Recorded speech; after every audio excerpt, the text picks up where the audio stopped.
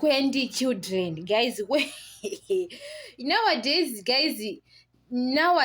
we are lazy, especially women. We are lazy to give birth to many children because we are still busy, guys. We're going from work. We don't have time to making babies. And Mzamseleku, he wants 20 children. That's why he is continue marrying other women. You understand? He is continuing marrying other women because he wants 20 children. Let's say Machele, the first wife, she have got only 3 children. Mayeni, she have got only 3 children. You understand? Makumalo, she doesn't have children. Mangwabe, she have got only 2 children.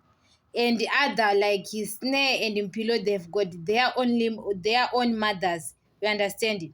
And Msumseleku, he wants 20 children. Those children are not enough. Just we are lazy for making a baby. Like guys, because guys, nowadays we don't have time for being have many children.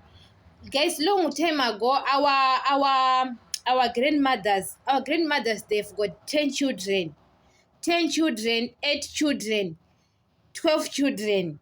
Our grandmother, because Mseleku is supposed to have only 2 wives or 3 wives. Maybe one wife, she can give him 8 children. 8 children, you understand him? Those children are become 20.